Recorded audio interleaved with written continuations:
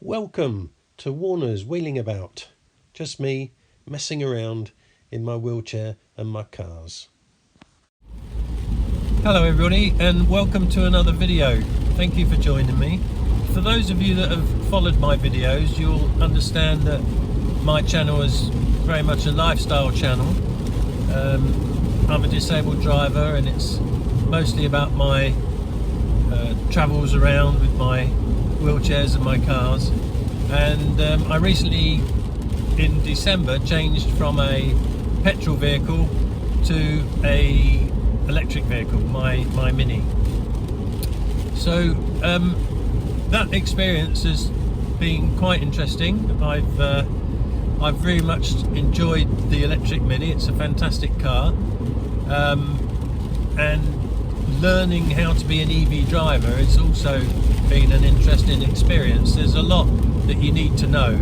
It's very different, not just the physical way that you drive the car and the characteristics of the car, but also the things that come into play with an EV, like range anxiety, the public charge network, home charging, and so on. So my early experiences are that the actual car is a great thing to drive. I really enjoy the regenerative braking.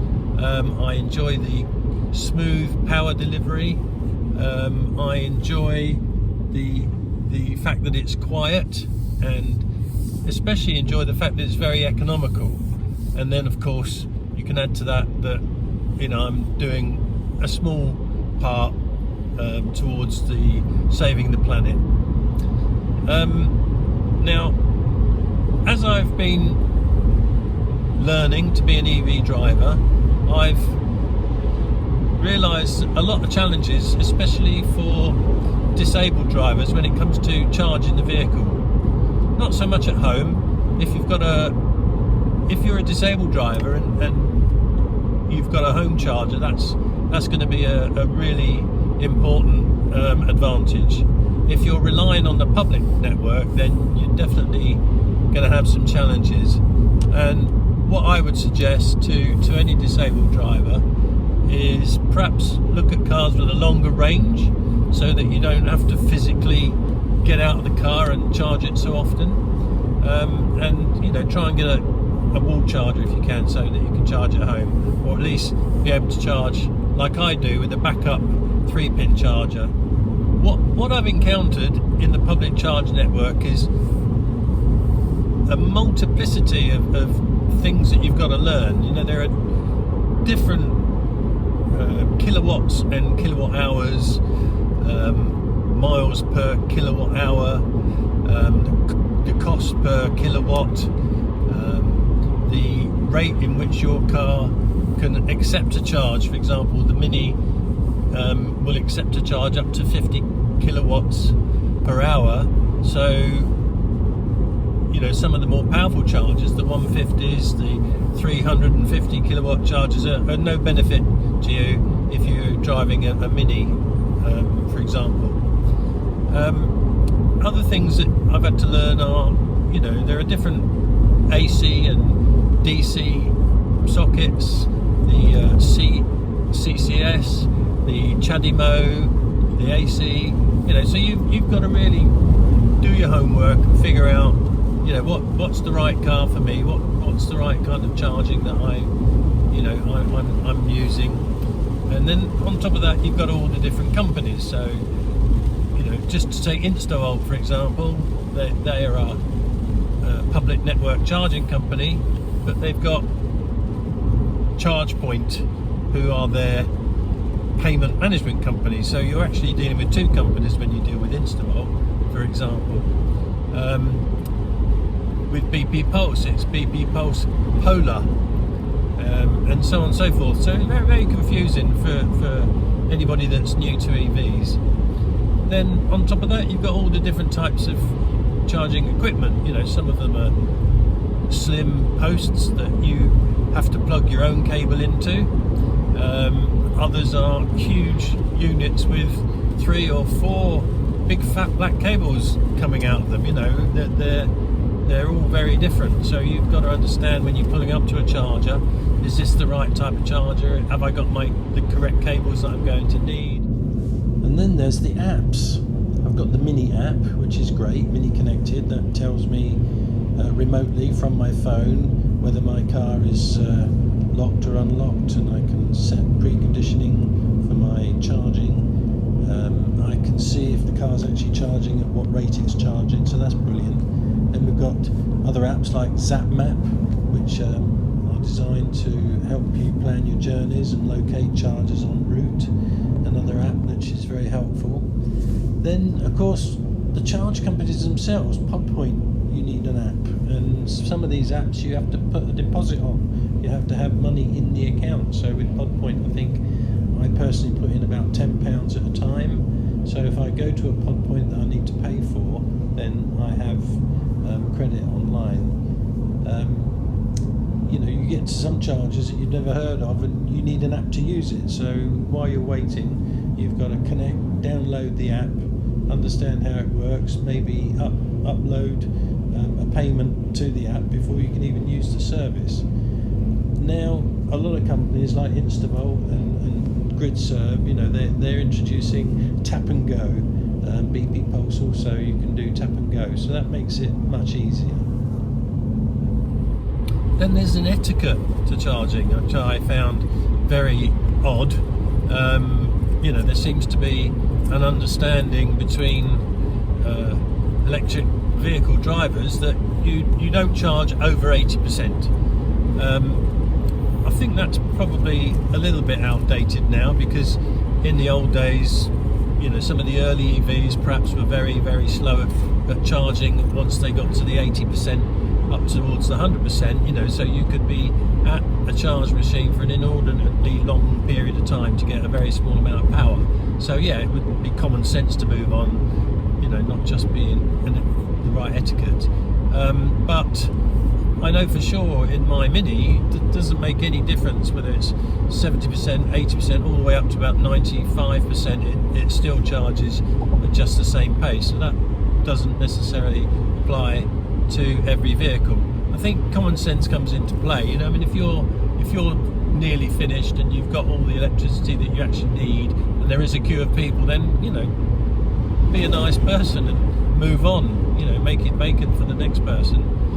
It's not a petrol station. It's not the same experience. You've got to have a little bit of consideration for other people, but not necessarily at your own expense. If you need 85% charge to get home, then you should take your 85%, obviously. One of the other things that I've focused on is the accessibility. That is, for me as a disabled driver, I'm used to parking in a disabled driver's space because I need the extra width of the parking space to be able to access my car. In and out of the car, I need to be able to open my door fully to give me enough space to get in and out. I need to be able to get my wheelchair out and navigate between the cars in my wheelchair. So when you get to a charger, very often they're just a normal regular parking space. So if you need a disabled width parking space, it could be a problem. I can plug into a charger, and if I want to go into the supermarket, for example, then I've got to hope that nobody's parked next to me when I get back, because if they have, I won't be able to get into my car, and they've probably gone away for about an hour and a half. So I'm going to be locked out of my car for quite a while. So it really isn't practical for me to leave my car in a regular parking sized charge bay.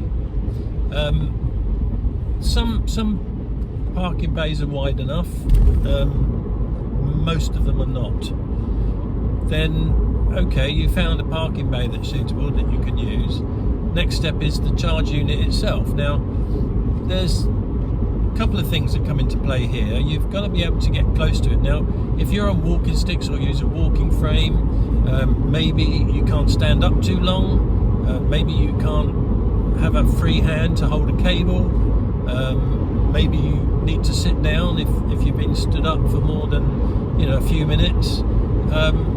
Most charge units aren't going to be friendly to you at all. Just the same, if you're in a wheelchair, okay, I don't need to be able to sit down. I've got my seat with me already, obviously, but I can't get close enough to the machine to actually physically operate it. There are physical bump stops and curbstones and raised platforms, which just put the machine controls out of my reach. And that's the majority. If you happen to find a machine where you can physically reach the cables, then you've got to be able to see the LCD screen, the operating screen. So again, very often I've found that these are way too high for me to be able to see the information on the screen, or to be able to reach them and use the touch screen to push buttons and so on and so forth. In some cases they're at an angle, which means that when you're lower than the screen, the reflection on the screen just means you can't see it anyway.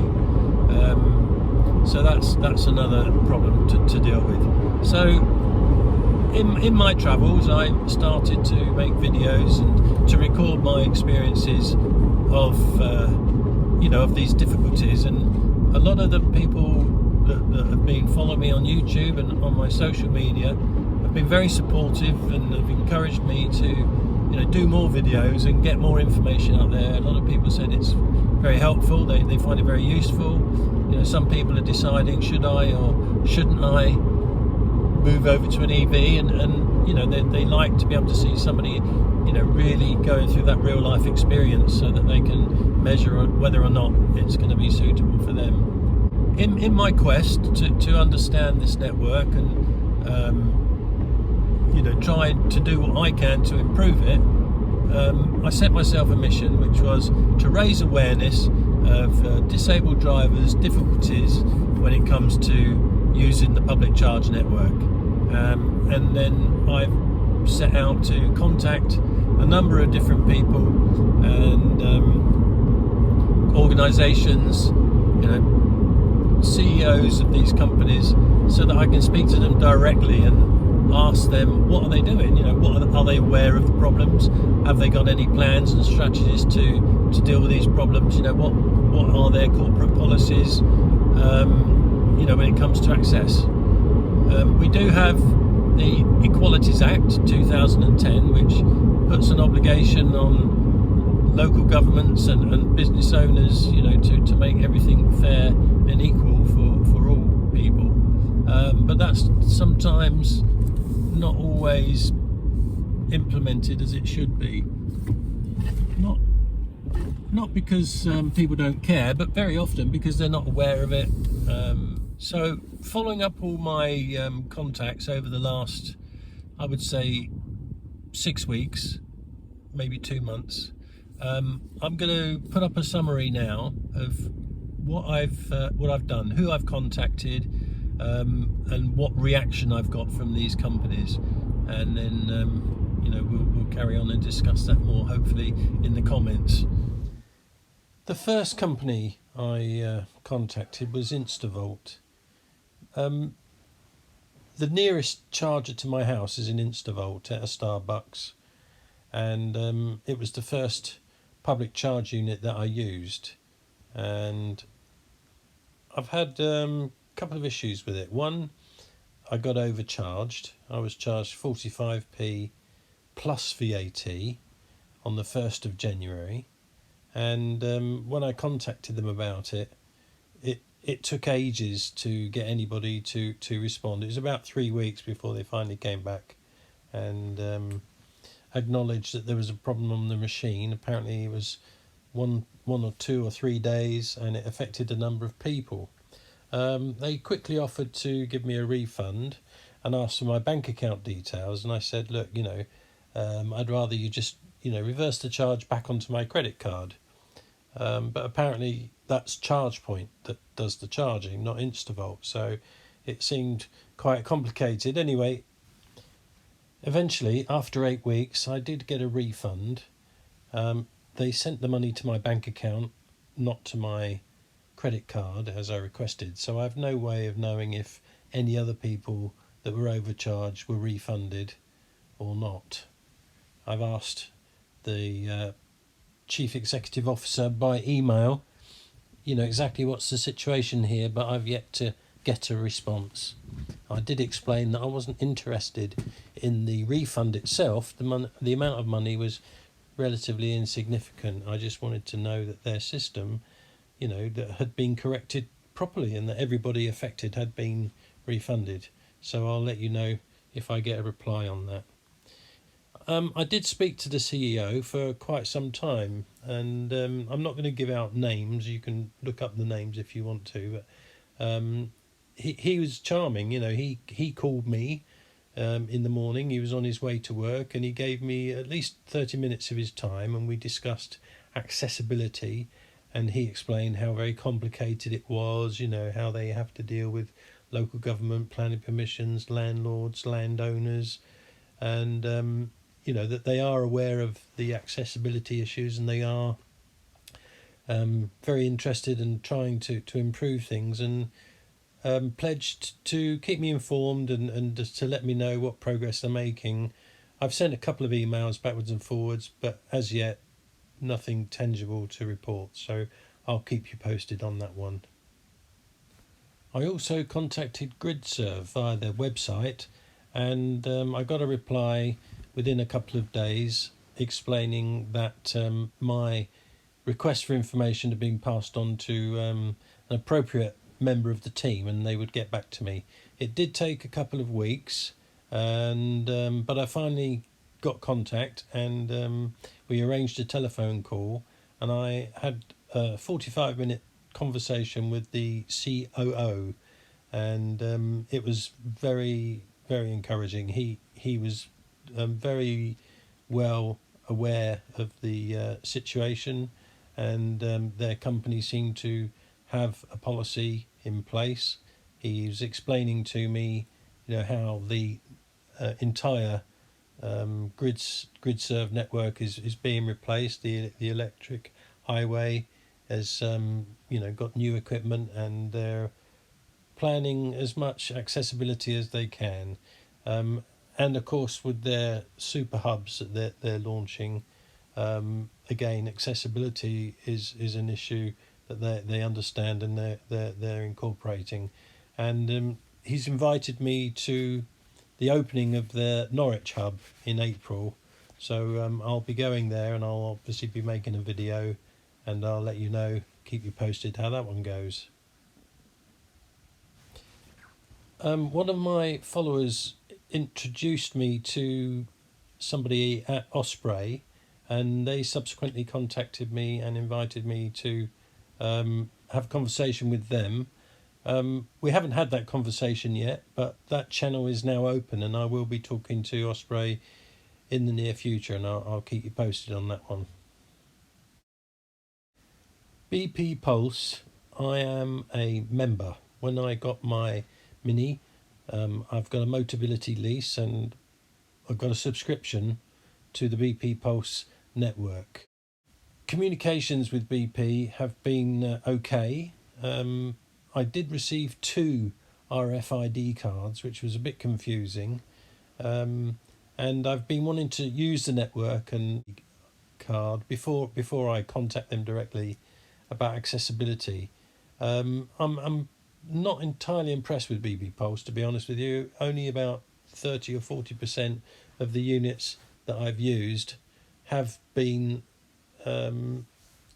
working in the first place. I mean, some are accessible, some are not, but there seem to be an awful lot of problems to get these machines working effectively. I'm not confident with BP Pulse, so I will be contacting them in the near future, and again, I'll let you know what happens. MFG, or Motor Fuel Group, are a large company. They own, I think, about 600 or 700 petrol stations around the country, and they are launching this EV Power network, and it looks very good, except that it doesn't look very accessible. Now, I've only visited one hub, and that's in Elsham in North Lincolnshire, not too far from me. It's brand new, it's not open yet, and it's not accessible. Now, when I contacted the company about it, they came back to me and said that they resolved their accessibility issues by using the fuel service app. Now, I'll talk more about the fuel service app later, but whilst that's very good, it's not a solution, for actual physical accessibility. I haven't had any contact with Podpoint. I use Podpoint quite a lot at Lidl supermarkets and at the Tesco superstores, where quite often they're free charges. I find them very good for accessibility and very reliable. They seem to work. So at this stage, I haven't needed to contact Podpoint. Somebody from Parking and Property Management contacted me, having seen some of my videos, and we subsequently had a meeting. They design and develop car park management systems. They're very well aware of the issues relating to EV charge units being abused by non-EV vehicles, but also about the problems with access for disabled drivers as well. They're in collaboration with Project EV and with Access Card to create a system that will make it much more secure for EV drivers and disabled drivers to be able to charge their cars, and for the property owners and the charge companies to be able to manage their services much better. Project EV have developed a range of accessible chargers, and it will be this equipment that's integrated into the overall system. The Access Card is a bit like an ID card for disabled people, and it's pre-programmed with all of your preferences, and so member organisations already know exactly what your needs and requirements are going to be, and this is already operational in a number of organisations and venues around the country. They've invited me to another meeting so I can learn in more detail what they are doing, and obviously they can get some feedback from me from a disabled person's perspective as well. So very nice to see companies like this working hard on access. I was also contacted by a television production company looking to make a documentary for Channel 5, and they've seen some of my videos online, and I've had discussions with them, and I've signed a contract so that they can use some of my content in their documentary. So that's another good step forward. Motability have been working with Designability, and they have prepared some documentation for review with regard to British standards and access to electric chargers. I hope to be involved with that in some way in the future. I'll let you know what's going on there. I'm also helping with a ZAP map survey for Motability as well. So more to follow on Motability. I was also contacted by EVA England, that's the Electric Vehicles Association, and they've asked me for a meeting with a discussion to collaborate with them in regards to their understanding of disabled drivers' needs and access. And they've got some ideas on how I might be able to help them, so I'm looking forward to that meeting too. One of my followers on YouTube introduced me to a colleague at Fully Charged, and I've exchanged some emails with them, and they've invited me to write a blog on disabled access and disabled driving of EVs for their website, so I'm preparing to present that to them in the near future. So that's another good step forward. Perhaps one of the most significant successes I've had so far has been with the North Lincolnshire County Council. Because of the MFG hub at Elsham, which was inaccessible, I had contact with the planning authorities who passed the planning permission for that hub, and they did acknowledge that it wasn't really suitable. Unfortunately, the time had passed, to make changes to that particular development, but they did acknowledge the need for understanding access, and they will educate their planning officers and make sure that in the future any similar projects that go through for planning permission will be carefully considering all aspects as far as disability access is concerned. So I was very pleased about that. So as you can see, I've been quite busy trying to push awareness about accessible EV charging. I've had a lot of help from followers who have been giving me information and helping me make contact with certain people, so I really appreciate that. Thank you to all of you. It's been a long video. Thank you if you managed to get this far. I appreciate your helping me, and if you've got any comments, please do add them below, and if you haven't already, please subscribe and share, and help me increase awareness even more for the disabled EV driver. Thank you very much. Thanks for watching my video. I hope you enjoyed it. It really helps me if you can give me a like and share, and please subscribe and ring that bell icon so you're notified each time I post a new video. See you in the next one. Bye.